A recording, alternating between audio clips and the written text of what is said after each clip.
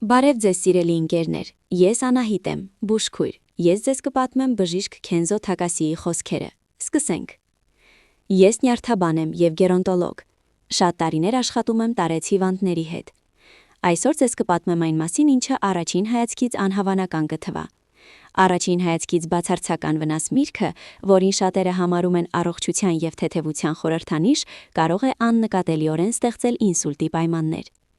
Գիշերը պարկում եք քնելու, լավ զգալով, իսկ առավոտյան արթնանում եք ձեռքի թմրածությամբ, անհասկանալի խոսքով կամ հավասարակշռության խանգարմամբ։ Այն փաստը, որ այսօր կլսեք, կարող է ձեզ զարմացնել և գուցե փրկել ձեզ դժբախտությունից։ Անմիջապես խնդրում եմ աջակցել մեր ալիքին, եղեք առողջ, բաժանորդագրվեք և միացրեք ծանուցումները, որպեսզի չկորցնեք կարևոր նյութերը։ Իսկ մեկնաբանություններում գրեք «հոգ եմ տանում ինձ մասին», եթե թեման ձեզ մոտ է։ Ձեր արձագանքները օգնում են մեզ պատրաստել նոր նյութեր հենց ձեզ համար։ Ինչու հենց 60 տարեկանից հետո սովորական մթերքներն էլ կարող են խնդիրներ առաջացնել։ Մեր օրգանիզմը փոխվում է, արյունատարանոթները կորցնում են առածկականությունը, սիրտն այլ կերպ է աշխատում, երիկամները դանդաղ են զտում, իսկ լյարդն այլևս այնքան հեշտ չի հաղթահարում դեղամիջոցները, ինչպես երիտասարդ տարիքում։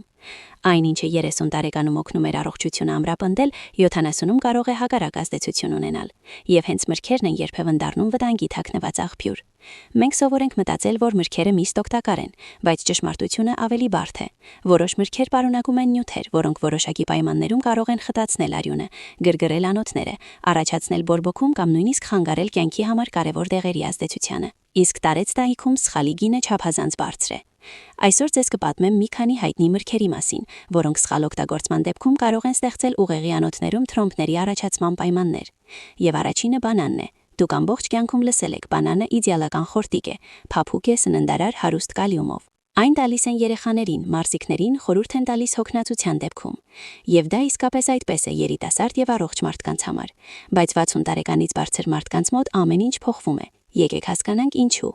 Կալիումը շատ կարևոր տարր է։ Այն կարգավորում է սրտի, մկանների և նյարդային համակարգի աշխատանքը, բայց տարեցների մոտ հաճախ նվազում է երիկամների ֆունկցիան, իսկ հենց երիկամներն են պատասխանատու կալիումի ավելցուկը օրգանիզմից հեռացնելու համար։ Եթե երիկամները արդեն այնքան ակտիվ չեն աշխատում, եթե կա շաքարային դիաբետ, բարձր ճնշում կամ դուք ընդունում եք ինհիբիտորներ կամ միզամուղ դեղեր, ապա նույնիսկ մեկ մեծ բանանը կարող է ծանրաբեռնվածություն դառնալ։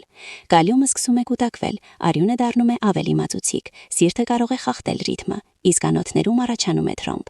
Եթե այդ թրոմբը հայտնվի ուղեղում, ամեն ինչ կարող է փոխվել վայրկյանների ընթացքում։ Թույլ տվեք պատմել մի պատմություն։ Իմ մեկ հիվանդը Սատո պարոնը, Կիոտոյից նախկին ուսուցիչ, միշտ շատ ուշադիր էր և հետևում էր սննդակարգին։ Ամեն օր նախաճաշին ուտում էր բանան և դեղը խմում էր նարնջի հյութով։ Նրան թվում էր, թե սա օգտակար սովորություն է, բայց մի առավոտ նա չկարողացավ վեր կենալ անկողնուց։ Մարմնի ձախ կողմը չէր ենթարկվում, խոսքը դարձել էր անհասկանալի։ Հիվանդանոցում անալիզները ցույց տվեցին կալիումի բարձր մակարդակ և թրոմբով պայմանավորված ինսուլտ։ Ոչ ոք չէր կարող մտածել, որ հենց այդ առողջ նախաճաշն է դարձել պատճառներից մեկը։ Սա չի նշանակում, որ բանանը թույն է, բայց նշանակում է, որ տարեց տարիքում նույնիսկ օգտակարը պահանջում է չափավորություն և ճիշտ մոտեցում։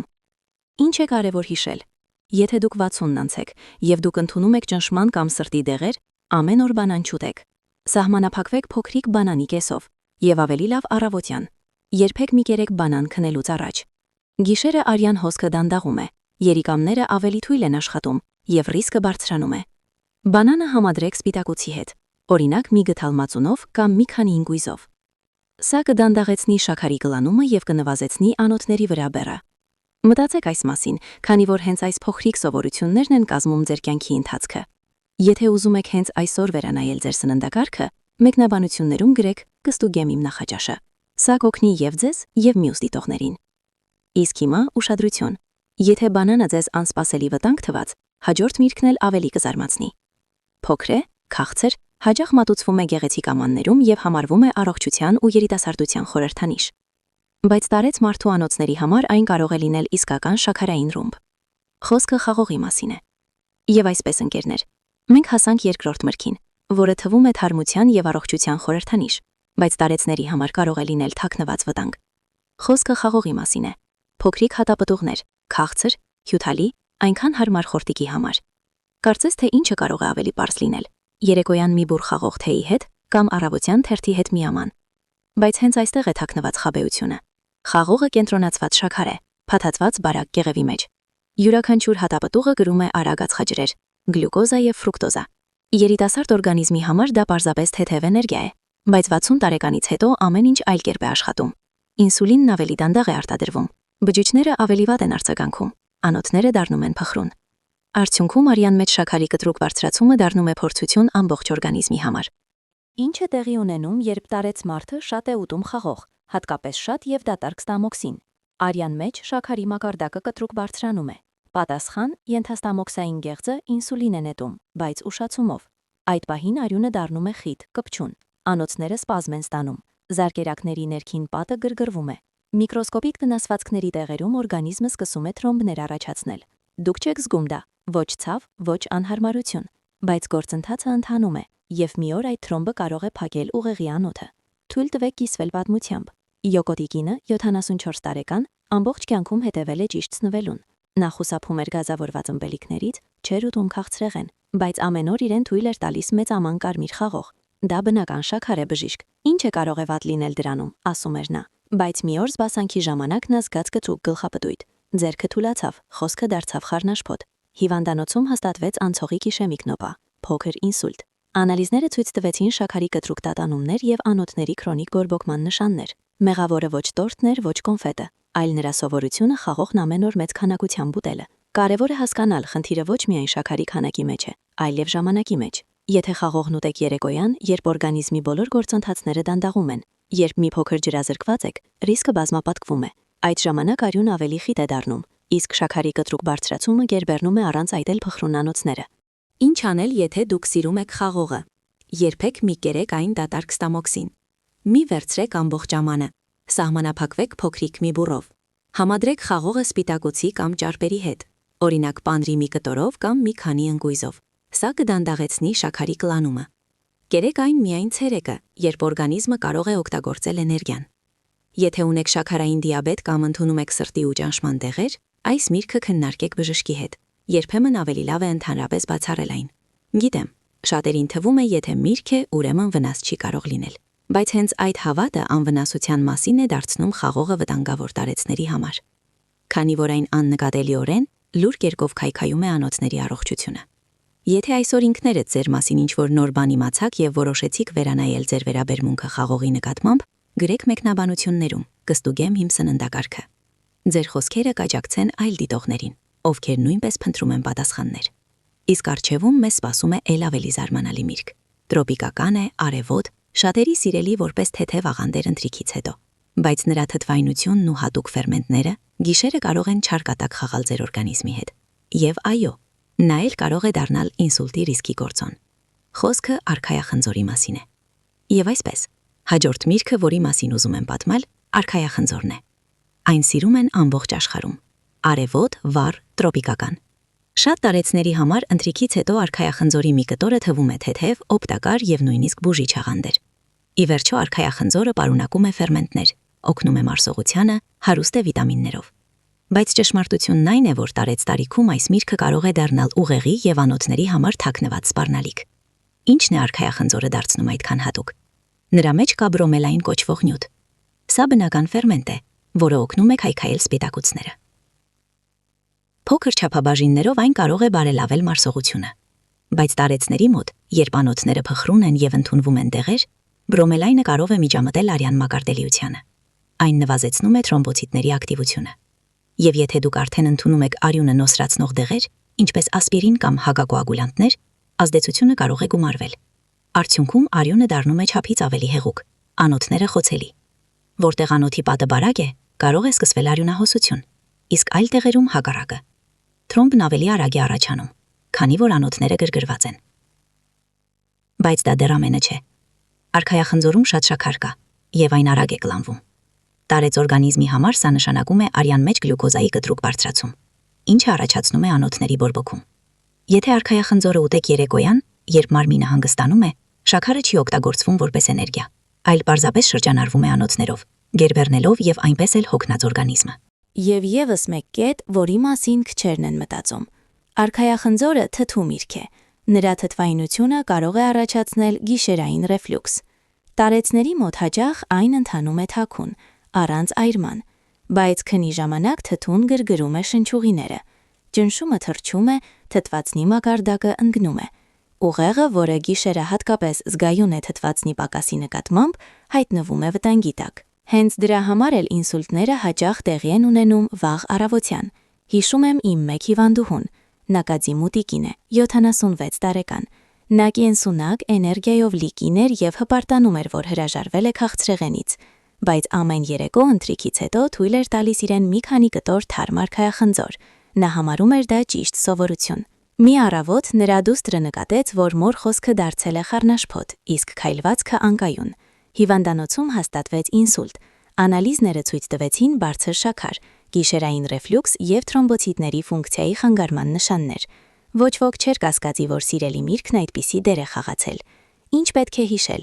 երբեք մի կերեք արքայախնձոր գիշերը։ Եթե սիրում եք այս միրգը, կերեք այն ցերեկը և միայն փոքր չափաբաժիններով։ Մի համադրեք արքայախնձորը արյան մակարդելիության վրա ազդող դեղերի հետ, եթե բժիշկը հստակ թույլ չի տվել։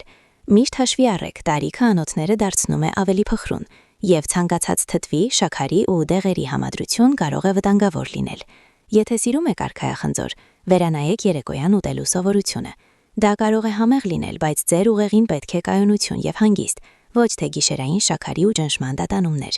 Եթե այս տեղեկատվությունը ձեզ ստիպեց մտածել, գրեք մեկնաբանություններում «Ես ընտրում եմ պարզ գլուխ»։ Սա ցույց կտա, որ դուք գնահատում եք առողջությունը և օգնում եք մյուս դիտողներին նույնպես ուշադրություն դարձնել կարևոր մանրուքներին։ Իսկ հաջորդը մեզ սպասում է մի միրգ, որը շատերը համարում են ամենաթարմացնողն ու անվտանգը։ Այն ասոցացվում է ամառվա, ջրի և թեթևության հետ, բայց հենց նա կարող է հանգեցնել ջրազրկման և առավոտյան ինսուլտների։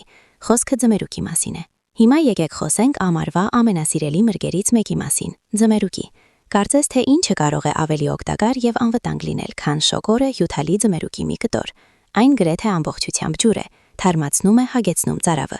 Շատ տարեցներ համոզված են, որ ձմերուկն օգնում է պահպանել ջրային հավասարակշռությունը և նույնիսկ մաքրում է օրգանիզմը։ Բայց ճշմարտությունն այն է, որ հենց ձմերուկը կարող է թաքուն կերպով առաջացնել ջրազրկում և ստեղծել առավոտյան ինսուլտների պայմաններ։ Ինչու է այդպես լինում։ Ձմերուկն իսկապես շատ հեղուկ է պարունակում, բայց միաժամանակ գործում է որպես մեղմ բնական միզամուղ, այսինքն ուժեղացնում է ջրի ելքը օրգանիզմից։ Երիտասարդի համար սա խնդիր չէ, երիկամները հեշտությամբ են հաղթահարում տատանումները, անոթները արագ հարմարվում են, բայց տարեց տարիքում իրավիճակը այլ է։ Շատերը ընդունում են ճնշման կամ սրտի անբավարարության դեղեր, որոնց թվում տարածված են միզամուղ միջոցները։ Ձմերուկի հետ համադրության դեպքում ազդեցությունը ուժեղանում է, հեղուկը չափից արագ է դուրս գալիս, օրգանիզմը կորցնում է էլեկտրոլիտներ և խոնավություն։ Ինչ է սա նշանակում ուղեղի և անոթների համար։ Ջրազրկումը արյունը դարձնում է խիտ, մածուցիկ։ Պատկերացրեք հաստ օշարակ, որը հոսում է նեղ խողովակներով։ Մածուցիկ արյունն ավելի դանդաղ է շարժվում, ստեղծում է շփում և հեշտությամբ թրոմբներ է առաջացնում, հատկապես այն տեղերում, որտեղ անոթներն արդեն նեղացած են և կորցրել են առատիկականությունը տարիքի կամ քրոնիկ հիվանդությունների պատճառով։ Իսկ ուղեղը օրգան է, որը հատկապես սուր է արձագանքում արյան հոսքի ցանկացած տատանմանը։ Ամենամեծ ռիսկը գիշերն է առաջանում։ Քնի ժամանակ ճնշումը բնականորեն իջնում է, շրջանառությունը դանդաղում է, իսկ եթե դրան գումարվի խիտ արյուն, թրոմբի առաջացման հավանականությունը կտրուկ աճում է։ Հենց դրա համար էլ ինսուլտները հաճախ տեղի են ունենում վաղ առավոտյան, երբ օրգանիզմը հատկապես խոցելի է։ Հիշում եմ պարոն Իտոյի պատմությունը։ Մի առավոտ նա արթնացավ ուժեղ գլխապտույտով, փորձեց վեր կենալ և ընկավ։ Հիվանդանոցում պարզվեց, որ նա տարել է իշեմիկ ինսուլտ, որը պայմանավորված էր թրոմբով, որն առաջացել էր ջրազրկման և արյան խտացման ֆոնին։ Այն, ինչ նա համարում էր օգտակար սովորություն, վերածվեց կատաստրոֆայի։ Սա չի նշանակում, որ ձմերուկն արգելված է, կարևոր է միայն պահպանել կանոնները։ Երբեք մի կերեք ձմերուկ երեկոյան, հատկապես քնելուց առաջ։ Ավելի լավ է օգտագործել այն ցերեկը, շոգ ժամերին, երբ օրգանիզմին իսկապես անհրաժեշտ է թեթև հեղուկ։ Անպայման համադրեք ձմերուկը ինչ-որ աղի կամ էլեկտրոլիտներով հարուստ բանի հետ, օրինակ պանրի փոքրիկ կտորով կամ մի պտղուն ծաղով։ Սա կօգնի պահպանել հեղուկը օրգանիզմում։ Եթե ընդունում եք միզամուղ տեղեր, բժշկի հետ քննարկեք, թե արդյոք կարող եք ձմերուկ ուտել և ինչ քանակությամբ։ Մի կերեք միանգամից մեծ չափաբաժիններ, բավական է մի քանի կտոր, ոչ թե պտղի կեսը։ Ձմերուկը թվում է ամառի և առողջության խորհրդանիշ, բայց տարեց օրգանիզմի համար այն կարող է լինել լուր գրգռիչ։ Հիշեք, ջրազրկումը ինսուլտի գլխավոր թաքնված գործոններից մեկն է։ Եթե առավոտյան արթնանում եք բերանի չորությամբ, գլխապտույտով կամ թուլությամբ, սա կարող է լինել ազդանշան, որ օրգանիզմում հեղուկի պակաս կա։ Եթե այս տեղեկատվությունը ստիպեց ձեզ այլ կերպ նայել ձմերուկին, գրեք մեկնաբանություններում։ Պատասխանում եմ ինքս ինձ, խելամրտորեն եմ խմում։ Սա կօգնի մյուս դիտողներին էլ մտածել իրենց սովորությունների մասին։ Իսկ հիմա մենք կմոտենանք այն մրգին, որը շատերը համարում են առավոտյան առողջության խորհրդանիշ՝ վառ, հյութալի, վիտամին C-ով հարուստ։ Այն մատուցում են նախաճաշին եւ հիվանդանոցներում եւ ծերանոցներում, բայց հենց նա կարող է միջամտել դեղերի ազդեցությանը եւ ստեղծել արյան մեջ վտանգավոր տատանումներ։ Խոսքը նարինջների եւ այլ ցիտրուսների մասին է։ Նարինջներ, մանդարիններ, գրեյփֆրուտներ, վառ ցիտրուսներ, որոնց մենք սովոր ենք համարել առողջության խորհրդանիշ։ Միշտ ասոցիացվել են վիտամին C-ի, մրսածությունից պաշտպանության եւ էներգիայի հետ։ Շատ տարեցներ օրը սկսում են հենց նարենջի հյութով կամ գրեյփֆրուտի մի կտորով, բայց այն, ինչ թվում է պարզ եւ օգտակար սովորություն, իրականում կարող է թաքնել սպառնալիք ուղեղի եւ անոթների համար, հատկապես եթե դուք ընդունում եք ճնշման, խոլեստերինի կամ սրտի դեղեր։ Գլխավոր խնդիրը ոչ միայն շաքարի մեջ է, թեև մեկ մեծ նարենջում կամ մի բաժակ թարմ հյութում կամ մինչև 20 գրամ շաքար։ Շատ ավելի լուրջ է այն, որ ցիտրուսները պարունակում են հատուկ նյութեր՝ ֆուրանոգումարիններ։ Նրանք միջամտում են լյարդի աշխատանքին, արգելափակելով այն ֆերմենտները, որոնք պատասխանատու են բազմաթիվ դեղերի մշակման համար։ Արդյունքում դեղերը կարող են կուտակվել արյան մեջ վտանգավոր չափաբաժիններով կամ հակառակը չափից արագ դուրս գալ, դառնալով անարդյունավետ։ Ինչ է սա նշանակում գործնականում։ Եթե ընդունում եք ստատիններ խոլեստերինը իջեցնելու կամ կալցիումի ալիքների բլոկատորներ ճնշման համար, գրեյփֆրուտը կամ նարենջի հյութը կարող են դրանց ազդեցությունը դարձնել անկանխատեսելի։ Երբեմն դեղերը դադարում են գործել եւ ճնշումը թրջում է, իսկ երբեմն արյան մեջ կոնցենտրացիան դառնում է չափից բարձր, ստեղծելով թրոմբների, արիթմիայի կամ ինսուլտի ռիսկ։ Վտանգն այն է, որ դուք սա նախորոք չեք զգա։ Հիշում եմ պարոն Եմասիտայի դեպքը, 79 տարեկան։ Նա ժպիտակ, էներգիայով լի մարդ էր, հպարտանում էր իր առողջ ապրելակերպով։ Ամեն առավոտ նա սկսում էր մեծ բաժակ թարմ նարնջի հյութով, համարելով դա կենսունակության երաշխիք, բայց նա նաև ընդունում էր ճնշման եւ խոլեստերինի դեղեր։ Մի քանի շաբաթ անց սկսվեցին թեթև գլխապտույտներ, իսկ մի օր նա հանկարծ կորցրեց հավասարակշռությունը եւ չկարողացավ հստակ խոսել։ Տոմոգրաֆիան ցույց տվեց ինսուլտ։ Անալիզները բացահայտեցին, որ դեղերի մակարդակը արյան մեջ նորմայից մի քանի անգամ բարձր էր, պատճառը ոչ թե դեղաչափն էր, այլ այն, որ նարնջից ֆուլանոգումարինները արգելափակել էին լյարդի ֆերմենտները։ Այս դեպքը բացառություն չէ։ Իմ եւ գործընկերների պրակտիկայում հանդիպել ենք բազմաթիվ նմանատիպ իրավիճակների։ Մարդը վստահ է, որ օգտակար է ուտում, իսկ օրգանիզմը ստանում է կրկնակի բեռ եւ դեղից, եւ այն մթերքից, որը փոխում է դրա ազդեցությունը։ Եվ հատկապես վտանգավոր է դա տարեց տարիքում, երբ լյարդն ավելի դանդաղ է աշխատում, անոթները դառնում են ավելի փխրուն, իսկ ուղեղը խոցելի ճնշման կամ արյան խտության ամենափոքր տատանումների նկատմամբ։ Ինչ անել։ Ամբողջական հրաժարում նարինջներից պետք չէ, եթե բժիշկը հակացուցումներ չի նշել, բայց կարևոր է պահպանել կանոնները։ Երբեք մի խմեք դեղերը ցիտրուսային հյութերով։ Նարինջներն կերեք միայն օրվա առաջին կեսին եւ փոքր քանակությամբ։ Խուսափեք գրեյփֆրուտների կանոնավոր օգտագործումից, հատկապես եթե ընդունում եք ճնշման, սրտի կամ խոլեստերինի դեղեր։ Եթե սիրում եք ցիտրուսային համը, օգտագործեք կիտրոն կամ լայմ ջրի մեջ։ Նրանք պարունակում են ավելի քիչ վտանգավոր նյութեր եւ չեն խանգարում լյարդի աշխատանքին։ Շատ տարեցներ կարծում են, որ մրգերից վիտամինները միշտ անվտանգ են, բայց հասուն տարիքում կարևոր է ոչ միայն այն, թե ինչ եք ուտում, այլև թե ինչպես է դա փոխազդում ձեր օրգանիզմի եւ դեղերի հետ։ Նույնիսկ սովորական նարինջը կարող է դառնալ թաքնված ռիսկի գործոն։ Եթե այս տեղեկատվությունը ստիպեց ձեզ մտածել, գրեք մեկնաբանություններում, ավելի լավ է նախորոք իմանալ։